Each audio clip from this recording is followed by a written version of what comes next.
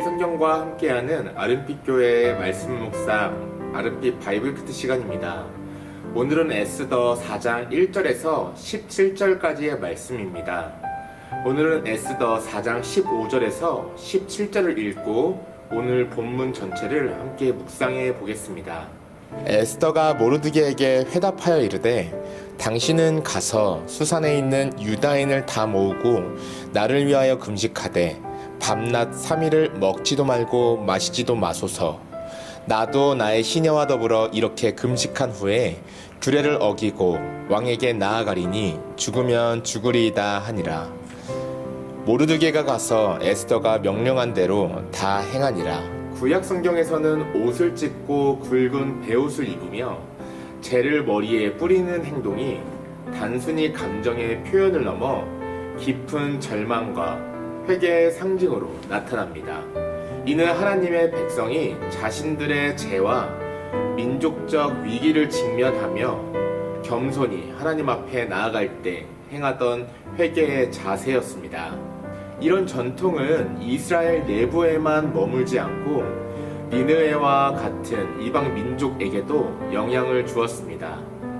요나가 하나님의 심판을 선포했을 때 니느웨 사람들은 왕부터 시작해 온 백성이 금식하며 베옷을 입고 재에 앉아 회개하였습니다. 그들의 외적인 행동은 진정성 있는 내면의 변화와 함께 있었고 하나님께서는 그 회개의 진심을 받으시고 재앙을 거두셨습니다. 에스더 4장에서도 우리는 그러한 절박한 회개의 전통을 다시 마주하게 됩니다. 유다 민족 전체가 멸절될 위기에 처했을 때 모르드게는 옷을 찢고 굵은 베옷을 입은 채 성읍 가운데로 나아가 크게 통곡합니다. 이 대성통곡은 단순한 비탄의 표현이 아니라 민족의 죄와 위기를 하나님 앞에 놓고 간절히 기도하는 신앙인의 행위입니다. 대성통곡이라는 히브리어 동사는 고통 가운데 하나님의 구원을 부르짖을 때 사용되는 말이며 이는 단지 인간적인 절망이 아니라 하나님께 향한 간구의 외침입니다. 유다 각 지방에서도 이와 같은 반응이 나타났습니다.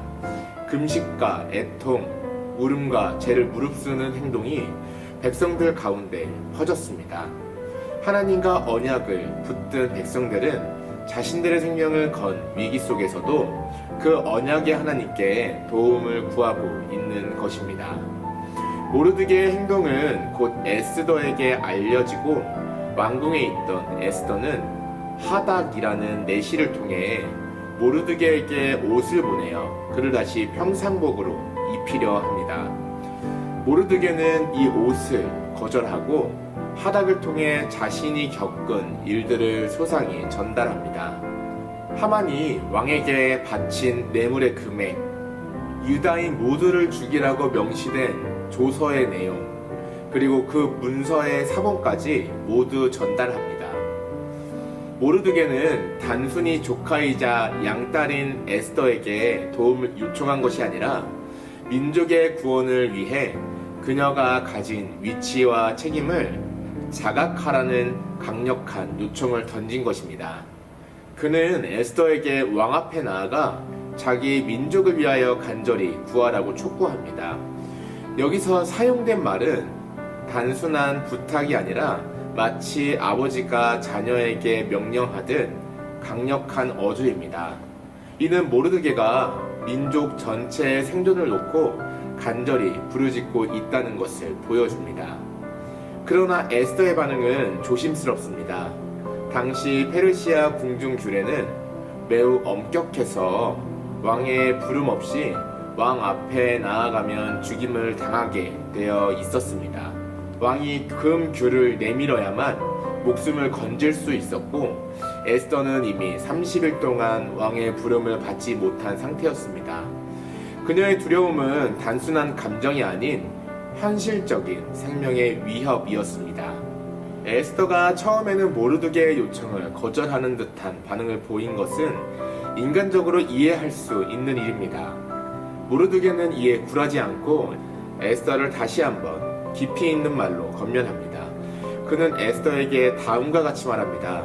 만일 네가 침묵한다면 유다인이 과연 다른 데로부터 구원을 얻을 수 있겠느냐? 네가 왕후가 된 것이 이때를 위한 것이 아니겠느냐?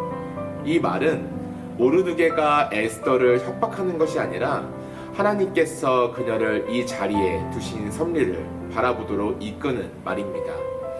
하나님은 항상 자신의 언약 백성을 구원하시며 그 구원은 언제나 사람의 의지나 능력에 달려있지 않습니다. 그러나 하나님은 자신의 구원의 뜻을 이루기 위해 사람을 도구로 사용하십니다.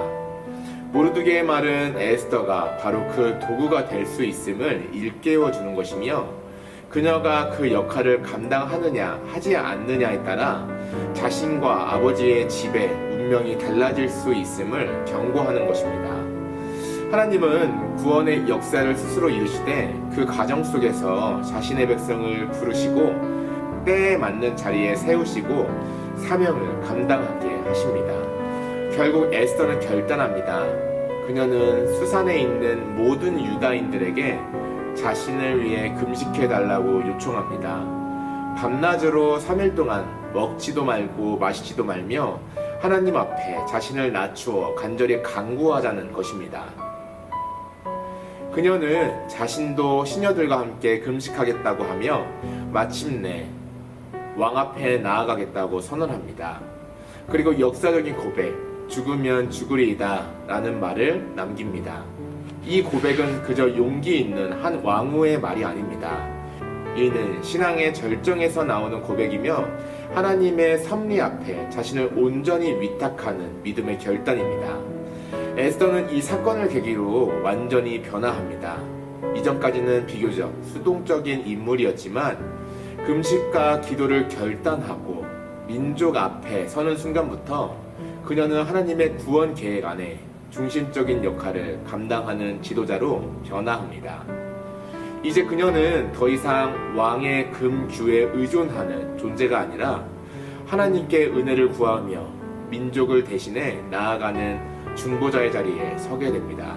그녀의 행동은 단순한 민족적 의로움이나 도덕적 결단이 아니라 언약의 하나님께 자신을 온전히 맡기는 믿음에서 비롯된 것입니다. 오늘날 사는 우리에게도 에스더의 이야기는 깊은 울림을 줍니다. 우리는 때때로 내가 왜 이 자리에 있는지, 왜 지금 이런 상황을 겪고 있는지 이해하지 못할 때가 있습니다. 그러나 우리의 인생에도 하나님의 섭리는 분명하게 작용하고 있습니다. 하나님께서는 우리를 우연히 어떤 자리에 두시는 법이 없으십니다. 모든 위치, 모든 만남, 모든 시점은 하나님의 뜻 안에서 허락된 것입니다. 그러므로 우리도 자신의 자리를 하나님 앞에서 다시 바라보아야 합니다. 내가 지금 이 자리에 있는 것이 바로 하나님의 뜻이며 하나님의 때입니다. 무엇보다 이 본문은 예수 그리스도의 사역을 더욱 선명하게 떠올리게 합니다. 에스더가 백성을 위해 왕 앞에 목숨을 걸고 나아갔듯이 예수님은 자신의 백성을 위해 영원한 왕 앞에 나아가셨고 실제로 자신의 생명을 내어주셨습니다. 우리는 모두 죽을 수밖에 없었던 백성이지만 그리스도께서 친히 십자가를 지심으로 우리를 죄와 사망에서 건지셨습니다. 예수님은 우리의 대언자, 중보자이시며 그분의 희생이 있었기에 우리가 오늘도 하나님의 은혜를 입고 살아갈 수 있는 것입니다. 그러므로 우리는 그리스도의 십자가를 기억하며 점진적으로 하나님께서 맡기신 자리에서 믿음으로 살아가야 합니다. 우리는 그리스도의 사랑에 반응하며 혼자만의 안위를 위해 사는 것이 아니라 한 걸음 한 걸음 공동체와 교회를 위하여 하나님의 뜻을 위하여 자신을 내어드리는 삶을 살아야 할 것입니다.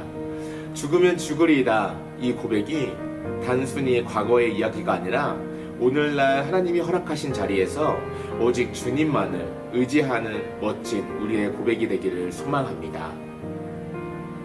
주님 위기의 때에 믿음으로 결단했던 에스더처럼 저희도 주님께서 허락하신 자리를 믿음으로 받아들이고 두려움보다 경외하는 마음으로 순종을 선택하게 하여 주시옵소서. 우리의 삶이 하나님의 뜻 안에 있음을 믿으며 맡겨진 자리에서 주님을 의지하고 주님의 구원의 계획에 동참하는 삶을 살게 하여 주시옵소서. 죽으면 죽으리이다 라는 고백이 오늘 우리의 고백이 되게 하시고 십자가의 사랑을 기억하며 순종의 걸음을 걸어가게 하옵소서. 예수님의 이름으로 기도드립니다. 아멘.